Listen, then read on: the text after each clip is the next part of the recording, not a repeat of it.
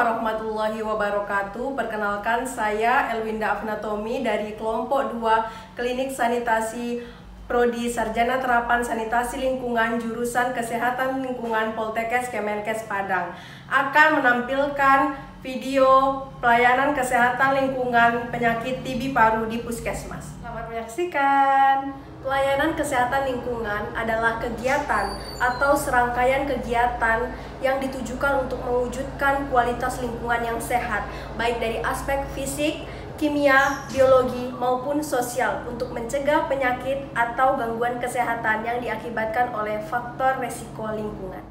Kegiatan pelayanan kesehatan lingkungan di Puskesmas ada 3. Yang pertama, konseling, yang kedua, inspeksi, dan yang ketiga, intervensi. Alur pelayanan kesehatan lingkungan di Puskesmas. Yang pertama, pasien menuju ruang pendaftaran, lalu pasien menuju ruang pemeriksaan umum. Apabila pasien didiagnosa menderita penyakit berbasis lingkungan, maka pasien harus dirujuk ke ruang pelayanan kesehatan lingkungan. Setelah dilakukannya konseling, maka selanjutnya pasien mengambil obat di ruang farmasi.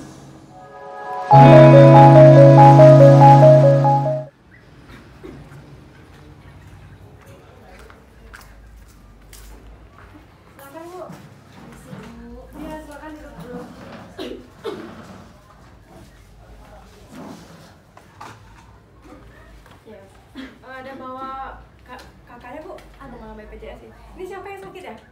Anak saya, Bu. Oh, udah berapa lama gejalanya? Udah sakitnya? hampir 2 minggu. Oh, 2 minggu. Namanya siapa, Dek? Aulia, Bu. Aulia ya. Aulia hampir udah 2 minggu, Bu. 2 minggu. Oh ya, nanti setelah ini Ibu tunggu dulu di situ, nanti dipanggil masuk ke ruang pemeriksaan umum ya. Oke. Bawa nomor antriannya ya. Terima kasih, Bu. Ya, Bu.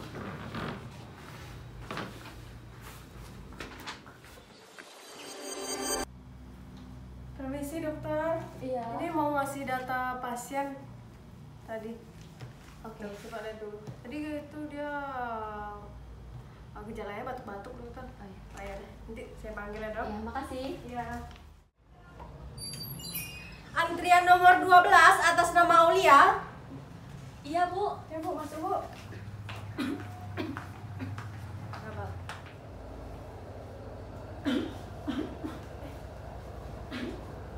Ya, Bu, silakan duduk, Bu. Adiknya sakit ya, Aulia. Jadi ini gejalanya udah 2 minggu ya, Bu ya. Terus ini selain batuk-batuk, berdahak nggak, Bu, batuk? Iya, batuknya berdahak. Oh, berdahak. Terus dia demam nggak, Bu? Iya, demam. Badannya panas dingin gitu, apalagi kalau udah malam hari badannya panas banget. Oh, iya, iya. Badannya lemas, Dek? Iya, Bu. Oh, lemas. Iya, jadi karena adiknya batuk-batuk, terus berdahak, tapi ada muntah darah itu nggak, sih? Kalau muntah enggak, cuman dia tiap pagi pasti ngeluarin dahak. Oh iya, jadi karena udah ini 2 minggu baru kan, Bu. Jadi ini untuk sementara kita diagnosanya itu TB paru, tapi nanti setelah ini kita kasih ini botol steril ini ke kakaknya, ke adiknya. Jadi ini kalau nanti dahaknya pas pagi ditaruh di sini, Bu. Nanti untuk pemeriksaan selanjutnya membuktikan dia ini positif TB atau enggak. Jadi dugaan sementara dia TB ya. Kayak ini karena bakteri Mycobacterium tuberculosis. Jadi karena ini penyakit berbasis lingkungan, jadi nanti setelah ini adiknya kita rujuk ke ruang pelayanan kesehatan lingkungan ya, Kak ya.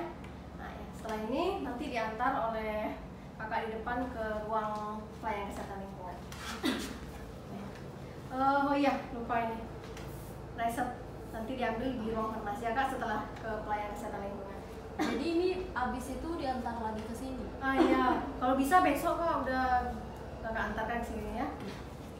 Kasih ya, Kak. Ya, makasih.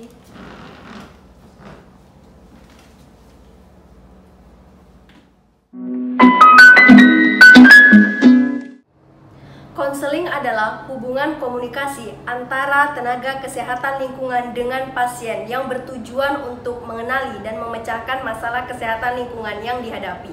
Ada 6 langkah dalam kegiatan konseling yang biasanya disingkat dengan 17. Sa, salam dan sambut. T, tanyakan. U, uraikan, tu bantu, J jelaskan, dan U ulangi. Permisi Kak. Iya Kak, Kak, ini tadi ada pasien dari pemeriksaan umum. Jadi tadi katanya kata dokternya ini menderita penyakit berbasis lingkungan Kak. Jadi kata dokternya rujuk ke sini. Oke, suruh masuk aja ya Kak. Kasih. Terima kasih.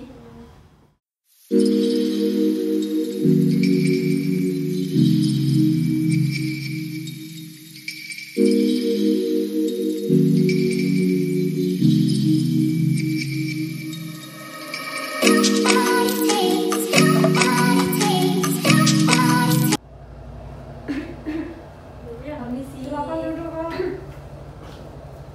Silakan duduk. Terima kasih. Maaf ya Kak, saya pakai masker. Iya. Oke, baik, perkenalkan saya sanitarian di puskesmas ini. Jadi kan tadi kakak sudah diperiksa di ruang pemeriksaan ya Kak. Adik Aulianya ya katanya, kata adik dokternya menderita penyakit berbasis lingkungan. Jadi dirujuk ke pelayanan kesehatan lingkungan. Jadi pertama-tama saya ingin mengucapkan terima kasih karena kakak sama ibu udah mau datang ke pelayanan kesehatan ini. Jadi kata dokternya kena TB paru, gejalanya TB paru, cuman belum positif karena besok baru pemeriksaan di laboratoriumnya ya. Oh, udah 2 minggu katanya kan. Ini berarti batuk-batuknya itu memang udah dari 2 minggu. Iya, udah 2 minggu yang lalu. Oh, 2 minggu. Terus ada nggak sih keluarga yang menderita selain adiknya Bu? Sebelumnya ada. Oh, siapa Bu? Kakaknya. Oh, kakaknya. Ya, sebelumnya kakaknya juga sakit tapi sekarang udah sembuh. Oh, kakaknya ya, berarti balita nggak ada yang kena? Iya. Nggak ada yang kena. Terus kalau misalnya di rumah kakak nih, kalau pada siang hari itu gimana keadaan, yang gelap atau terang gitu? Iya, maksudnya kita kan di rumah itu nggak, cahaya matahari itu nggak masuk ke dalam. Jadi paling penerangannya cuma pakai lampu. Oh, pakai lampu, jadi gelap ya berarti kak kalau malam, Iya. kalau siang ya. Iya. Terus rumah kakak gimana ventilasinya? Itu ada, cuman Berfungsi nggak ya kak? Dengan baik gitu, bisa udara keluar masuk gitu kan? nggak juga sih, soalnya pas siang-siang gitu, apalagi pas panas-panas itu panas juga, anginnya nggak masuk dalam. Oh, itu untuk seluruh ruangan, kamar gitu juga kak? Kamar, jadi kan gini, rumah kami kan itu bersampingan sama rumah tetangga. Iya. Dan dindingnya itu nyatu gitu loh, jadi kita nggak punya ventilasi buat yang dalam. Oh, punya ventilasi jadi makanya ya. Iya. Terus kalau misalnya lantai rumah kakak gimana kak? Di semen atau tanah aja atau gimana? Lantainya keramik. Nah, kita ada Oh, keramik. lantainya keramik ya. Oh, ini adiknya tidurnya gimana? Ada sama orang lain atau adik tidurnya sendiri? Sama orang lain. Oh, sama Ada siapa? adik saya. Oh, sama adiknya tidur ya. Oh, jadi adik ini kalau batuk misalnya itu dahaknya itu dibuangnya kemana biasanya? Biasanya ke WC. Oh, ke WC ya. Terus kalau biasanya adik batuk gimana? Ditutup nggak mulutnya? Enggak. Biasanya dibiarin aja ya batuk gitu. Terus kalau itu alat makannya gimana Bu? Adiknya dipisah sama barang keluarga atau enggak? Enggak, kita gabung aja, nggak ada dipisah. Oh, jadi gabung aja untuk seluruhnya ya. Nah, jadi kan berdasarkan tadi yang kata dokter bilang kalau adiknya itu menderita TB paru karena dilihat dari gejalanya batuk-batuk. Terus ini batuknya ini berdahak nggak sih kak? Iya, batuknya berdahak. Berdarah, pernah berdarah nggak? Iya, enggak. Oh ya, ini tuh karena bakteri Mycobacterium tuberculosa. Jadi ini setelah kita melakukan setelah saya tadi memberikan pertanyaan kepada adik dan ibu, dapat kita simpulkan bersama-sama bahwa permasalahan yang menyebabkan adik ini bisa terkena TB paru itu yang pertama karena ventilasi rumah atau dapur itu tidak memenuhi syarat. Kenapa saya bisa bilang seperti itu? Karena tadi kan seperti yang ibu jawab bahwa ventilasi rumah itu tidak dapat memberikan pertukaran udara gitu kan. Terus tadi itu juga rumah ibu walaupun siang hari kalau nggak dihidupkan lampu itu gelap ya kan. Nah, terus yang kedua masalahnya itu bisa karena perilaku tidak higienis. Kenapa saya bilang perilakunya kurang higienis atau tidak higienis? Karena tadi kan ada ketika adik batuk tidak ditutup, dibiarkan saja terbuka. Kemudian peralatan makan adiknya dicampur aja sama anggota keluarga yang lainnya. Jadi saran yang dapat diberikan untuk ventilasi rumah atau dapur yang tidak memenuhi syarat ini, yang pertama itu bisa dengan memperbaiki lubang ventilasinya. Terus pada siang hari jendela rumah ibu tuh diharapkan dibuka gitu agar sirkulasi udaranya itu bagus, lancar gitu. Terus misalnya kalau ventilasinya kurang juga, ibu bisa menggunakan ventilasi buatan, bisa misalnya dengan menggunakan AC atau kipas angin. Kemudian untuk perilaku tidak higienis ini, adiknya ini kalau misalnya batuk tolong ditutup, jadi tidak berterbangan nanti ke orang lain kena ya. Terus ibu kalau bisa peralatan makan adiknya ini dipisah dengan anggota keluarga yang lain, kemudian peralatannya itu dijemur gitu. Terus jaga kebersihan ya dek ya, jaga kebersihan, pokoknya mandinya tetap harus teratur ya, ganti bajunya. Kemudian istirahat, jangan lupa nih, karena sakit kita tetap harus istirahat ya biar staminanya ada lagi. Terus makanannya harus dijaga. Nah terus ini bu, kalau bisa kan adiknya yang masih sakit, jadi tidurnya harus terpisah dengan adiknya yang tadi ya, biar adiknya untuk sementara ini sampai sembuh, benar-benar sembuh, tidurnya sendiri aja dulu. Udah gitu aja. Jadi itu sarannya ya. Setelah ini bu, tindak lanjutnya kami itu biasanya akan turun atau inspeksi ke rumah ibu. Biasanya itu 1 kali 24 jam. Berarti besok ya bu ya. Kira-kira biasanya jam berapa? Itu sekitar jam 2 aja. Oh jam 2 ya. Jam 2 bisa ya ibu di rumah ya. Oke, di sini nih kami ada menyediakan leaflet TB paru. Jadi bisa untuk informasi tambahan lah untuk ibu bisa dibawa pulang.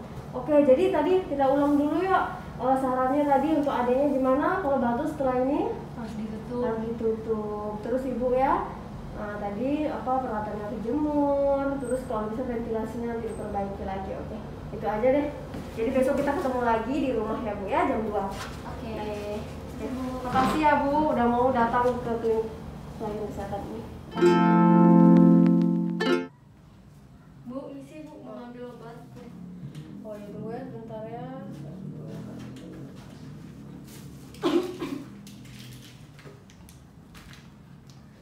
Ini nanti yang untuk 1 kali, jadi sehari 3 kali ya dek ya. Ini yang sehari 2 kali, ini yang sehari sekali, sama yang ini untuk 1 kali. Iya bu.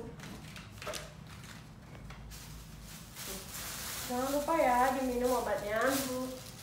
Nanti bu ya. Setelah dilakukannya konseling, dapat disimpulkan bahwa ada 2 masalah dugaan penyebab pasien menderita penyakit TB paru. Yang pertama, ventilasi rumah tidak memenuhi syarat. Yang kedua, perilaku tidak higienis. Masalah yang pertama timbul karena dinding rumah pasien dan rumah tetangga menyatu sehingga tidak ada ventilasi. Lalu, pasien jarang membuka pintu atau jendela terutama pada pagi hari. Dan pasien tidak memiliki ventilasi buatan. Masalah kedua timbul karena pasien tidak menutup mulut ketika batuk. Kemudian, peralatan makan pasien tidak dipisah dengan anggota keluarga yang lain. Peralatan makan tidak dijemur. Kemudian, pasien tidur dengan anggota keluarga yang lain. Tindak lanjut kegiatan konseling adalah inspeksi kesehatan lingkungan yang harus dilakukan 1 kali 24 jam setelah konseling dilaksanakan. Inspeksi kesehatan lingkungan adalah kegiatan pemeriksaan dan pengamatan secara langsung terhadap media lingkungan dalam rangka pengawasan berdasarkan standar, norma, dan baku mutu yang berlaku untuk meningkatkan kualitas lingkungan yang sehat. Ada 4 metode dalam kegiatan inspeksi kesehatan lingkungan. Yang pertama, pengamatan fisik media lingkungan. Yang kedua, pengukuran media lingkungan. Yang ketiga, uji laboratorium. Kemudian yang keempat, analisis resiko kesehatan lingkungan.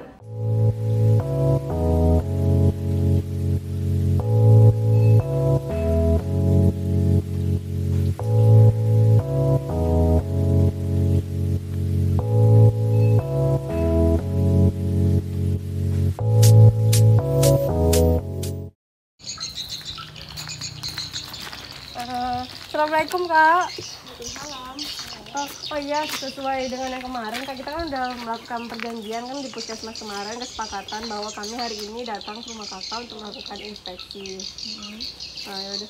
Nanti mungkin Kak, kami itu ya Kak melihat kamar Kakak dan ruangan-ruangan lainnya. Jadi nanti kami bakalan ngecek intensitas cahaya di kamar atau ruang Kakak pakai luxmeter. Kemudian kami akan mengukur luas ventilasi Kakak pakai meteran ini. Boleh kami masuk Kak ke dalam Kak? Ya silakan. Oke, Kakaknya udah bagus nih, udah pakai masker ya. Setelah dari puskesmas kemarin, setelah kita melakukan konseling. Oh ya, ini jendelanya memang ditutup, walaupun pada pagi hari, siang hari memang selalu ditutup ya jendelanya Kak? Iya Kak, selalu ditutup. Oh, ditutup karena gimana Kak? Karena dekat jendelanya makanya ditutup terus Kak? Iya sih Kak, soalnya males juga kan bau nanti. Oh iya, soalnya kan kalau kita ini tuh lebih baik rumah kita tuh dibuka jendelanya sama pintunya, terutama pada pagi hari biar udara itu masuk, sirkulasi udaranya itu bagus gitu Kak. Terus Kakak biasanya buang ludah atau ria di mana Kak? Di situ sih Kak. Oh di situ, di sini. Oh di sini Kakak biasanya buang di sini ya. Oke. Nah terus Kakak gimana nih? Batuknya kalau batuk ditutup nggak? Enggak sih Kak. Oh iya, jadi seharusnya kan setelah kemarin kita konseling Kakak selanjutnya ini kalau misalnya Kakak batuk ditutup tapi pakai bagian sini gitu, jangan pakai tangan tuh. Nanti abis Kakak batuk biasanya Kakak megang-megang yang lain gitu. Jadi tadi setelah kami melakukan inspeksi, kami sudah melihat rumah Kakak, dapur Kakak, terus melihat ventilasinya, intensitas cahayanya, terus melihat tempat pembuangan ludah Kakak. Jadi kami tahapan selanjutnya itu kami akan melakukan intervensi, nanti ada 4 kegiatan. Yang pertama itu nanti kami akan melakukan penyuluhan, kemudian perbaikan dan pembangunan sarana di rumah Kakak, kemudian mengembangkan teknologi tepat guna, kemudian rekayasa lingkungan. Nah, mungkin besok kami akan izin ke Bu RT dulu untuk melakukan penyuluhan. Ya, Kak. Kami pamit ya Kak ya, makasih Kak.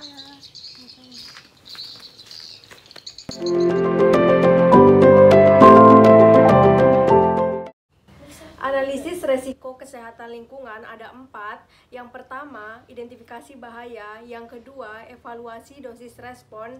Yang ketiga, pengukuran pemajanan. Dan yang keempat, penetapan resiko.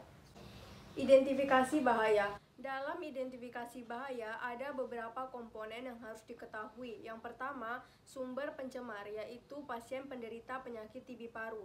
Kemudian media lingkungan potensi, yaitu udara ambien. Kemudian agen resiko, yaitu Mycobacterium tuberculosis. Populasi penerima, yaitu orang yang kontak langsung dengan pasien penderita penyakit TB paru. Kemudian bahaya kesehatan, gangguan kesehatan berupa penyakit TB paru, konsentrasi menurun, sesak nafas, dan menurunnya nafsu makan. Kemudian konsentrasi agen resiko minimal, maksimal, dan rata-rata. Analisis dosis respon.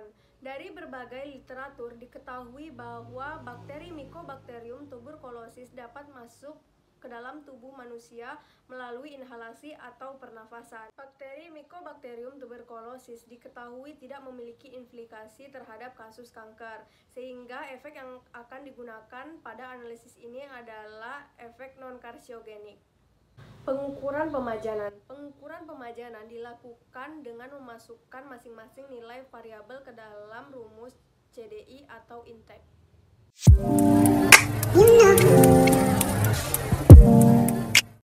Penetapan resiko. Dalam penetapan resiko, nilai CDI atau INTEC yang telah diketahui dibagi dengan nilai RFC. Apabila diketahui nilai RQ kurang dari atau sama dengan 1, maka agen resiko Mycobacterium masih dapat dikatakan aman. Apabila RQ lebih dari 1, maka agen resiko Mycobacterium tuberculosis dapat merugikan kesehatan.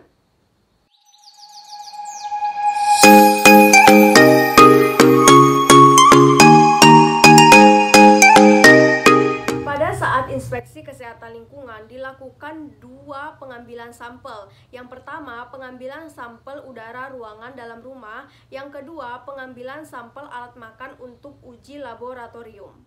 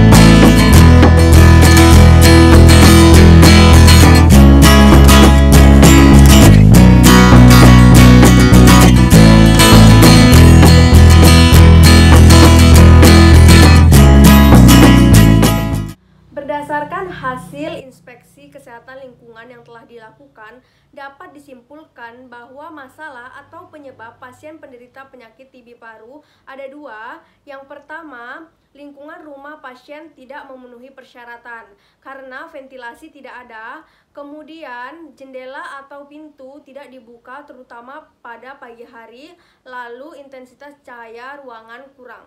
Masalah kedua yaitu perilaku tidak higienis, karena pasien tidak menutup mulut ketika batuk, pasien membuang riak atau dahak sembarangan, peralatan makan pasien tidak dipisah dengan anggota keluarga yang lain, peralatan makan tidak dijemur, dan pasien tidur dengan orang lain. Tindak lanjut kegiatan inspeksi kesehatan lingkungan yaitu intervensi kesehatan lingkungan. Intervensi kesehatan lingkungan adalah tindakan penyehatan, pengamanan, dan pengendalian untuk mewujudkan kualitas lingkungan yang sehat, baik dari aspek fisik, kimia, biologi, maupun sosial. Kegiatan intervensi kesehatan lingkungan pada penderita penyakit TB paru yang pertama, komunikasi, informasi, dan edukasi, serta penggerakan atau pemberdayaan masyarakat. Kita melakukan penyuluhan kepada warga sekitar rumah pasien mengenai penyakit TB paru. Assalamualaikum warahmatullahi wabarakatuh. Selamat sore Bapak, Ibu, Kakak, Adik sekalian. Perkenalkan, saya Elwinda Afnatomi, sanitarian dari Puskesmas Talang, ingin melakukan penyuluhan kepada kita semua mengenai penyakit TB paru. Jadi yang pertama, apa sih penyakit TB paru itu? Jadi penyakit TB paru atau biasanya yang sering kita kenal sebagai penyakit TBC adalah penyakit paru-paru yang diakibatkan oleh bakteri Mycobacterium tuberculosis. Nah, jadi penyakit TBC ini memiliki gejala utama dan gejala lainnya. Yang pertama, gejala utamanya itu kita tuh batuk terus-menerus. Kemudian gejala lainnya itu bisa seperti kita demam, sesak nafas, berat badan kita menurun, terus kadang kita tuh dahak kita tuh bercampur dengan darah. Kemudian gimana sih penularan TB paru itu? Jadi penularan TB paru ini bisa melalui percikan air liur, dahak atau riak dari penderita. Apabila penderita misalnya batuk, bersin, terus percikannya kena kita, itu bisa kita tertular TB paru. Jadi gimana sih kalau kita batuk? Kita tuh ada etikanya. Jadi etikanya itu kita bisa menggunakan masker. Kemudian ketika kita batuk, kita bisa menutup mulut kita dengan bagian siku kita.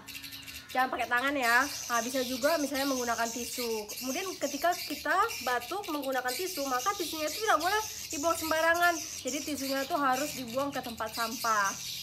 Kemudian kita tuh harus rajin-rajin mencuci tangan menggunakan sabun dan harus dengan air yang mengalir.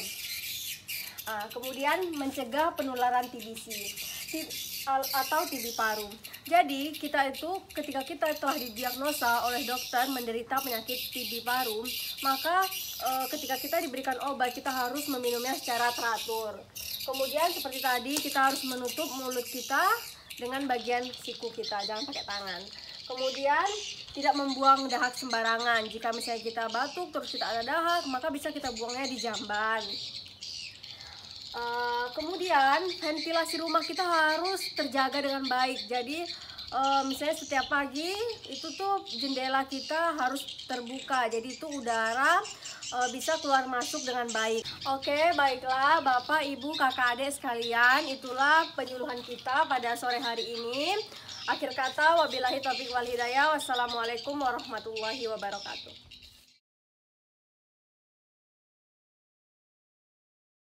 Yang kedua, perbaikan dan pembangunan sarana. Kita melakukan pemasangan genteng kaca, kemudian melakukan pemasangan ventilasi.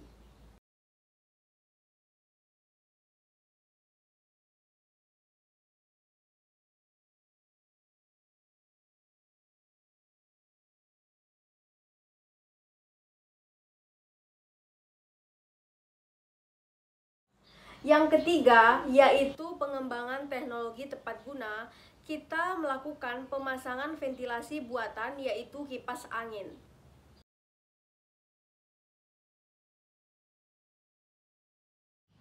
Rekayasa lingkungan kita melakukan secara biologi, yaitu penanaman daun karet kebo.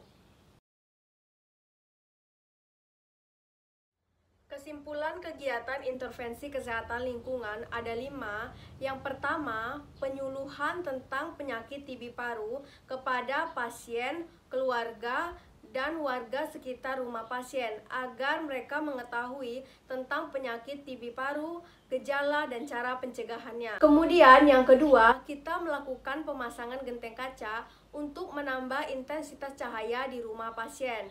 Yang ketiga, melakukan pemasangan ventilasi alami untuk menambah sirkulasi udara di rumah pasien. Yang keempat, melakukan pemasangan ventilasi buatan untuk menunjang penggunaan ventilasi alami. Yang kelima, melakukan penanaman daun karet kebo di rumah pasien. Daun karet kebo ini berfungsi untuk menyerap bakteri Mycobacterium tuberculosis dan zat-zat kimia lainnya untuk mengurangi penyebaran bakteri. Setelah terlaksananya kegiatan konseling, inspeksi kesehatan lingkungan, dan intervensi kesehatan lingkungan, maka selesailah kegiatan pelayanan kesehatan lingkungan penyakit TB paru di puskesmas. Jonathan Swift pernah berkata bahwa kesehatan akan terlihat berharga ketika kita kehilangannya. Oleh karena itu, selalu jaga kesehatan lingkungan dan kesehatan diri kita, agar kita semua terhindar dari segala macam penyakit, terutama penyakit berbasis lingkungan. Salam sehat dari Sanitarian.